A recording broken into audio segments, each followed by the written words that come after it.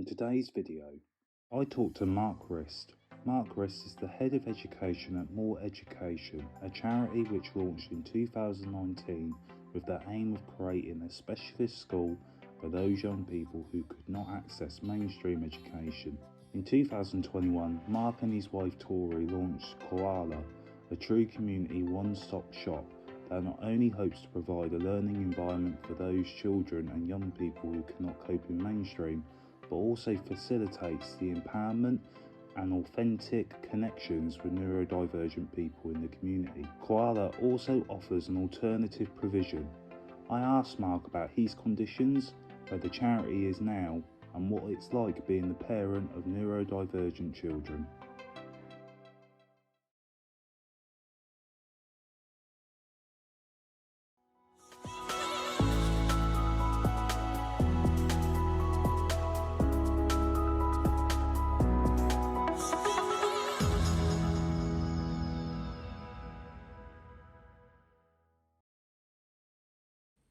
Hey guys, and welcome to the first episode of the Autism Connection Series 5. And as you can see by the intro, guys, please welcome today's guest, Mark Rist. Hi Mark, thank you for obviously coming on to this year's Autism Connections. The first question I always ask people on the show is, what is your connection to autism? Yeah, very good question. A couple of ways, really. Firstly, I am autistic and also ADHD, but I only found that out a few years ago, actually. So I kind of found out quite a bit later in my life and in my journey. But alongside that, my wife and I have set up and run a charity, which has a community hub that supports our local neurodivergent community and also offers educational support through actual learning programs, tutoring, as well as some support to parents, etc., for those children who struggle to access mainstream education. So that's kind of my sort of personal and professional view on it, I guess. Sort of evolves, doesn't it? I mean, Yes, absolutely, yeah. what what sort of made you later on in life think about getting a diagnosis for yourself? Was it something throughout your life that you always felt or thought, or just obviously a lot of late diagnoses do happen now. I think half of it's because the awareness just wasn't there and the understanding, but I'm always curious to hear from people, what was the sort of trigger for you, to think, I want to get a diagnosis for this. Yeah, if I'm honest, it's something I've literally never thought about, that I might be autistic. Strangely, I'd gone through 40 odd years of my life and not thought about it. And it was only I met Tori, my wife, later on in life. And she got diagnosed probably about I guess like 8 years ago, maybe. So we were together at that point, and she got diagnosed. And I think off the back of that and that sort of greater understanding that she had, she then started to pick up on some signs, obviously in me, but also in our daughter. And if I'm 100% honest, I wouldn't say I was sort of reluctant to do it at first, but I was kind of like, well, I've gone this far, even if I am, what difference is it going to make now? If it's not But broke, actually, sort of thing. yeah, absolutely. But honestly, I am so glad that I did. She kind of not pushed me into it, but she encouraged me to do it. And I'm so glad because it hasn't changed my life, I don't think, really in any way, but it just gives me such a greater understanding of things that I find difficult now, which I wouldn't have understood before. So, I might go to a place like a busy shop or something like that, and I'd come out feeling obviously quite anxious and stressed, and I wouldn't know why at Yeah. all. Whereas now I can make real sense of that, and it allows me to plan better and prepare actually almost. So I I might still go to that place, but I'm aware in advance that it might be something I find quite tricky. So even though I was hesitant at first and thought, I don't think this is going to make any difference now because I'm 40 years into my life and 40 years into it without knowing about it. Honestly, I'm so glad that I did and that she encouraged me, because it's made a massive difference. And that's not even touching on hopefully the sort of better understanding I have now to try and help other people through the charity and stuff. So yeah, I'm so glad that I did in the end. Do you sort of wish you would have known sooner, going through, I mean, I don't know what your journey was like going through school and college and things like that. Did you find it hard and stressful? And do you think knowing sooner would have helped? Or do you think just the world that we were in at that point still wouldn't have been sort of equipped to help, because let's face it, there's some schools now that still aren't, so um, do you wish you had known sooner, and do you think it would have helped? Yeah, I think that's a really good point. So I think, going back sort of 20 plus years, I won't say too many, but when I was at school, I don't know, in all honesty. I mean, I think sadly there is still a significant lack of support and understanding really in schools now. So I have to assume that would have been the case. I, on the whole, it's interesting because what I will quite often do now is I reflect back on some of those things in my life and think, now that I know, would it have been different? Would I have done things differently? And there's definitely some career decisions that I made that I would have made different choices knowing what I know now, 100%. But education wise, I think for me on the whole, that wasn't too bad. Actually, I have to say I was quite fortunate that my mother was a primary school teacher, so a lot of my primary school years I spent at the school she worked at. So I was in school first in the morning, conveniently, no one was there.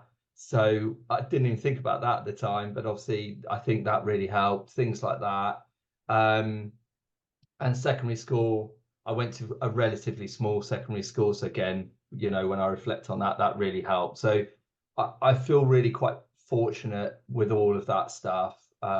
College was much the same. So really for me, it'd only be work wise that definitely that I would have made some different decisions there. So I kind of think no, I probably wouldn't change it, but yes, I mean, I guess if you could rewind back then, I think knowing early. So with our two children, we're finding out early so we can better prepare them for their lives and their education and all those sort of things. So yeah, I would have done, but I think it's only the sort of job wise. I was fortunate. I think it's only the job wise that it would have made a real difference.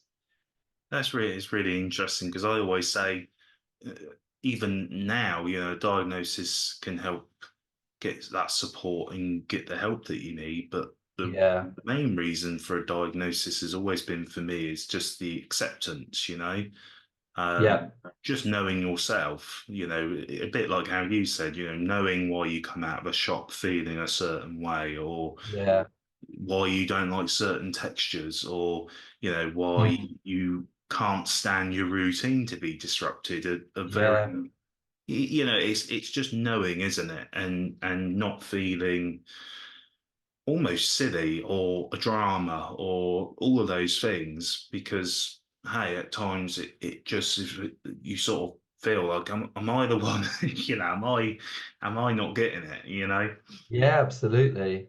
So I think that's so true. I mean, I think back to sort of previous relationships and stuff that I've had, and that's one of the things I reflect on is those and how potentially they could be different. But one of the things I always remember is going food shopping on a Saturday or a Sunday, and almost you'd come out and you were so stressed and so anxious. Now obviously then I didn't have a clue why, and inevitably you just sort of not get on with that person for a short period of time in the car on the way home or whatever. And I always remember thinking at the time, oh, like, have I done something wrong, like, am I, and now of course it just makes absolute sense. And I think what you said there is key really, because it's such a blessing for Tori and I to know, because almost, you know, if she's been to something that I know will have made her quite anxious, or for me, we almost know when that person comes home that they're probably going to be feeling like that, and you can kind of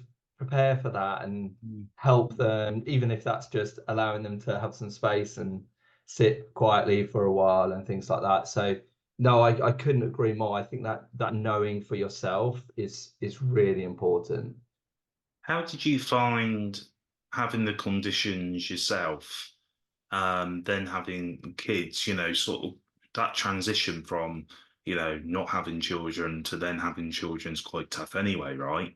But how do you find sort of almost managing your condition, but also prioritizing your children's condition, right? Because it's hard. Like if you're in the mood and you've gone through overload or meltdown, and your child's then going out, I suppose the answer would be, dad mode kicks in, right? But that must be incredibly tough if both of you are going through um, a situation, and trying to manage that. I mean, how do you find you manage to do that? Yeah, I mean, you're absolutely right. It can be really, really tough at times. I'd say, firstly, technology is a blessing, I think, for all of us, as a bit of escape when we need it. But again, I mean, Tori is incredible. I think she spins a lot of plates in the house and in the charity, and I think she has such a great understanding of, you know, when we all need our space, including hers as well. And I think as a family, we just try and manage that. So if either one of us need a bit of space just for ourselves, as you say, because you need that, don't you? The other one will try and support the kids in that situation. The kids are great as well, because particularly our oldest, she's starting to really understand it now as well, which is wonderful. I mean, she's only 9, but she's really starting to get an understanding of it. So again, she can start to pick up now when maybe our youngest is struggling, and she might give him the space that he needs, or the opposite, and spend time with him and engage him if that's what he needs. So it's yeah, I wouldn't sit here and say it's perfect all the time, but actually I think where we're all in that same boat, we all have an understanding of it. And so when someone just needs that bit of time to themselves, no one's really sort of pestering them or questioning that. It's kind of like, no, absolutely, you know, you take what you need, and we'll kind of entertain ourselves and do that. So, and again, I would say that we're um really, not careful is not the right word really, but we think about the things that we're going to go and do and when we're going to do them, to try and do those things at a time when works for all of us, Yeah. or to go and do an activity that works for all of us, um, rather than, you know, and avoiding those things that don't, essentially very busy places and noisy places and stuff. So yeah, I guess your parent mode kicks in a bit as well. You know, ultimately, you know, you want and try to put your kids first, but at the same time, Tori and I always say, you know, if you're not in the right place, then how can you help them? So yeah, it is important, I think, that at times, it sounds awful, but at times you almost are a little bit selfish, Hmm. and you help yourself, because then you're better situated to help others, if that makes sense. It's a bit like the oxygen mask thing on the aeroplane, isn't it? If you don't put yours on, how can you help anyone else? So I think sometimes, although can seem selfish, just taking that time for you, getting yourself sort of back in the game, you're then a much more able, you know, you're got much more energy and headspace to then help others when they're finding it tricky. So I would say that is important. No, I couldn't agree more. It's the analogy I always think is it's like going into work and you're ill. The reality is you Yeah, go in because you're ill because you feel like you have to be there, but we all yeah, know you're not probably going to work and do as well as what you normally would. And if anything, you're going to get everyone else ill. So, yeah. That's a you really good. you might Yeah. as well just take yourself away, get better, have the time that you need, and then come back when you can. So, you can help everyone in a more productive way. I think Um, that's a great analogy. And the other thing I would say is, parents, you can feel quite guilty for that, I think. But actually, it's really important to do that, because then, exactly like you say, if you're coming then back to work in that analogy better, then you can kind of help everybody again. So although you can feel guilty for doing it, I would say, you know, if long time, I feel it's absolutely the right decision, because then you come back to the family, even if that's just sort of 15-20 minutes later, and you're just in such a better place to be able to help, because you've been able to sort of regulate yourself and stuff. So no, I think that's really important, and a great analogy for it, actually. I think, yeah, I mean, it's so true though, and the thing that I love about you though as well, Mark, you and Tori, is you took your personal experiences. You know, you've had children and you're helping them with their conditions as well. But the charity stuff, I think, is amazing. So, what sort of Thank you. made you what sort of made you both want to do the charity stuff? And if you could tell us more about what you do, you know, that'd be great. Yeah, of course. Yeah, I could talk about this all day. I won't, but I absolutely could. So, yeah, the funny, or at least we feel it's funny, but the funny story about the charity being created was Tori and I were sat at a service station one day, of all places, and our eldest, Florence, at the time, she was about sort of 6, 7, I guess, and she was struggling to get through mainstream education. So my background is primary school teacher and then into leadership. Tori was a primary school teacher for a few years as well. So we're very passionate about education, and it was really hard to see her struggling so much. And we tried different schools, we tried small village schools, we tried other schools, and none of them had worked. At that point in time, we didn't know why, because we hadn't had Florence assessed then. So we were just trying one sort of failed thing after another. And anyway, we sort of made the decision to take her out of education. And Tori just sort of, I thought, jokingly said, well, why don't we just create our own school? And I kind of laughed it off in this service station and said, yeah, sure, okay. And you know, lo and behold, however many years later, 4, 5 years later, sort of here we are, really. I mean, that's the ultimate goal of the charity, as you know, Max, is to create a bricks and mortar school for children who can't access mainstream education. Because I always say that, you know, these children that we help are incredible, and it's not them, it's the environment they're in that's failing them. And so our ultimate goal of the charity is to is to create a space that is safe for them, where they can excel. But finding bricks and mortar has proved very tricky, largely because all the hoops that are needed to create a school and keep a school safe, and also make it not look too much like a school.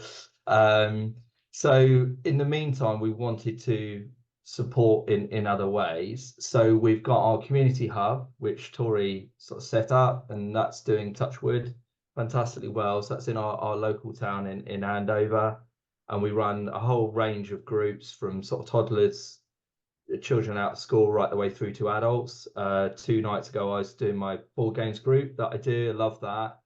And then we also offer our education provision as well, which is distance learning boxes.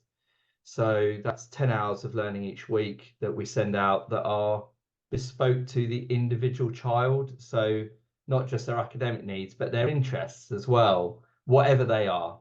So one of our children are massively into sort of military aircraft. So I love doing that, I've got to say. So I can build a box of learning that's focused all around that. And then others are into sort of South Korea. We've got all sorts of things, Pokemon, Minecraft, a whole range of things. So that goes out to their house each week, addressed to them, and it's like a series of activities sort of built around the curriculum, but as I say, is tailored to them. And then on top of that, we've got our tutoring. And a key thing I'd say with that is that the tutors we're sending out really understand our ethos and the ethos of the charity. That's so important to us. because sort of just sending anyone out isn't going to help, because they won't understand the person they're trying to support, and it just won't work. And then soon, excitingly, we're going to be opening up our hybrid learning, which is kind of a combination of the boxes, but also some in-person learning as well. So we can kind of offer that sort of social interaction as well for those that want it. So it's really exciting times for us at the moment. And although the school is the ultimate aim, um, I always say to parents, these other provisions will never stop now. Like, because some of those children might not access the school, and I wouldn't want them to miss out. I mean, ultimately, we want to try and help as many people as we can. And that's the great thing about the learning boxes, is they can be done anywhere. We're not sort of tied to just in Andover for those. So we're working across Hampshire, Wiltshire, and Berkshire now, which is wonderful, because we can just reach a bigger audience, and the more people we can help genuinely, just the better. That's what ultimately what we're trying to do. So yeah, very exciting, slightly terrifying probably, but very, very exciting for sure. It sounds incredible, and something obviously I'm going to be part of very soon as well. Yes, yeah, absolutely, yeah, which we're really excited about. I mean, it sounds honestly, if you were on like Dragon's Den, I think all the dragons would come in, you know. But yeah, the using the special interests to advance the education, I think, is so key, because I'm a big wrestling fan, right? And I've always been rubbish at maths and okay at some core subjects, but I was terrible with maths. But if they would have used wrestling, to get me interested, if you, I don't know, add up Ric Flair's title reigns and John Yeah, Cena's, absolutely, you yeah, know, how many would they have combined, and that would have yes, been like, oh, I want to know that. Um, but when you put it in terms of, John's got 7 apples and yeah, Frank's got 4, it's so, for me anyway, for my mind, it was like, which is why I think I'd done okay in English, because there were times where it was like, right, we want you to do a presentation about something that you like. And I remember doing a presentation on, WWE and Seth MacFarlane, and really enjoying it. But that only really happened when I got to a special educational needs school. I can't yes, remember okay, that happening in a mainstream secondary school, no, because it was like, here's your assignment, Henry VIII,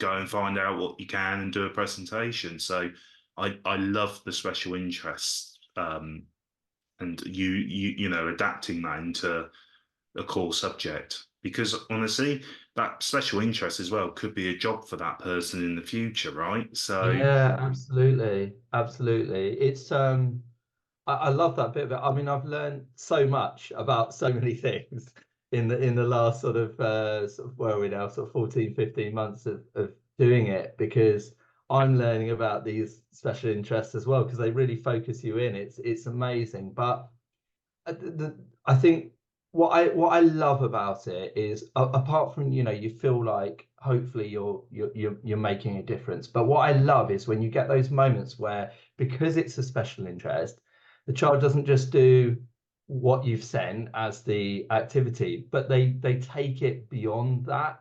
So one of my and I say children, some of them are like 16, 17 years old, but one of the children is incredibly talented with engineering and just finding solutions to things. It's amazing. And I sent him out this sort of, I think it was like a sort of bridge building type task, but he didn't want to do it that way. So he just took it off on his own, created this whole separate solution to the problem that I'd sent, using the same materials, but just engineered a completely different solution to it. And I just thought that was amazing. And I think the reason that's happened is because he's got that choice over it, but it's that interest. Like you say, it's almost like with the wrestling, it's kind of like, because I'm interested in it, I'm going to do what you've asked, but maybe I'll do this extra bit as well, because actually I'm happy doing this. So I love it when you get those those moments. Yeah, and for me, again, it just shows. I mean, I won't get on my soapbox at all, but I do think our education system is very sort of, or can be, you have to do it this way. It's one way. Everyone has to do it the same, and everyone has to get to that certain point. I And agree. yet, when we go out into the working world, we all go off and do different things, and we hopefully, you find something that really plays to your strengths and that you're really passionate about and you love. And I don't Absolutely right. understand why our education system doesn't reflect ultimately what you go and do. Why can't we have an education system that caters for the individual and their individual needs and interests? And that's what the school would do, but it's lovely to be able to do it through the distance learning boxes in the interim as well. I'm so lucky that that's what I get to do, and hopefully help in some way to help these the children that can't access mainstream education at the moment through no fault of their own. I think you're spot on, and I think it's amazing what you do. Yeah, it's I think you're spot on with education as well. We're taught you have to do it this way, you have to do it that way. But in anything, when you join work, a lot of the time I've heard throughout my career, don't care how you do it, just get it done. That's a But, really good point. and throughout your whole school life, it's like, yeah, but you have to do it this way, or you have to, you have to follow the rules. And you join employers, and it's like, don't care how you do it, just get it done, make sure it's there by Yeah. 10. And it's like, well, hang Really good on, point. you know.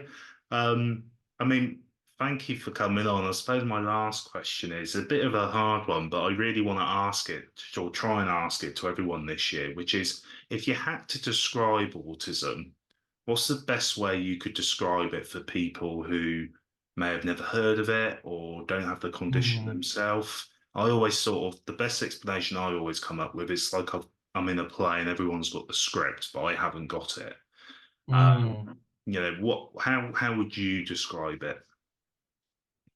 I think that's a really good way of describing it. I think sometimes you can just feel like things are, out of your control, and you have to really focus to sort of get control of them again, I think. And that becomes easier with a greater understanding of it and yourself.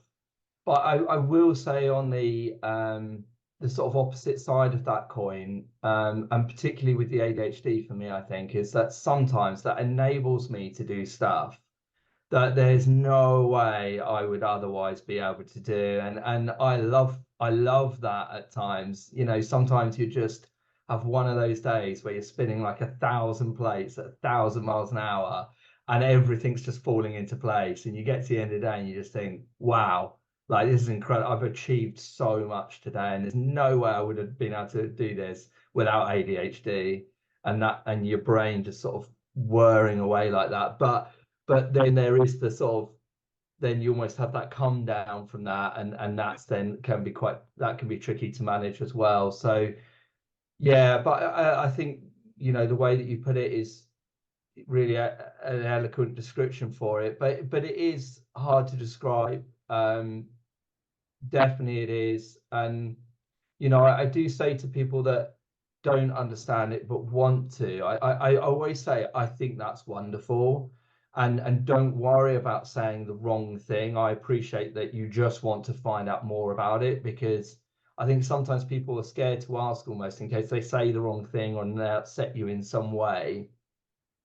And I always just think, actually, I really like the fact that you want to know and you want to find out more, because straight away for me that says you care. And the more people that have got that attitude, that can only be a good thing for us, I think, because that sort of mental disability isn't always obvious, is it? So people don't always necessarily just instantly sort of see it and think, oh, okay, yeah, they're struggling because of that reason. And I think that's one of the hardest things with it then, is that people just think, oh, well, why do you find it hard? That doesn't make any sense. So for me, the more people that want to just sort of gain that understanding can only be a good thing for us as a as a community, really. Yeah, I couldn't agree more. But language is so important. But if I'm having a conversation with someone that just wants to learn and they might say has autism instead of is autistic, Yeah. you know what? I might say to them, that a lot of people say is autistic, but I'd never at the same time sort of go after them for it. That the people I would go after are like the sort of Katie Hopkins of the world that just want to spread hate and want to spread Yes. negativity. Yeah. I would encourage everyone else, if someone gets a bit of language wrong, but actually they do care and they want to learn, let's not go after them. Let's embrace it and be like, Completely agree. let's it's a team effort, right? Let's Yeah. acknowledge those people and yeah, just work together and yeah, really not go after, but save that feeling for the for the Katie Hopkins of the world that Yeah. don't really want to help. Um, Yes. but I just wanted to say thank you for coming on. No, thank you. It's been amazing, and yeah, just thank you for your time and everything that you said today. It's been amazing. No, no, it's an absolute pleasure. Thank you for everything you're doing with the channel, and obviously selfishly with the charity as well. We're really excited about getting you more involved. But no, I think, it's an absolute pleasure to be here today, and to have had the opportunity to get to know you as well over the last sort of 14 months or so since we first met and spoke. So yeah, no, absolute pleasure to be here. Thank you so much. And yeah, I hope it's maybe helped in some way, but yeah, no, thank you for yeah having us.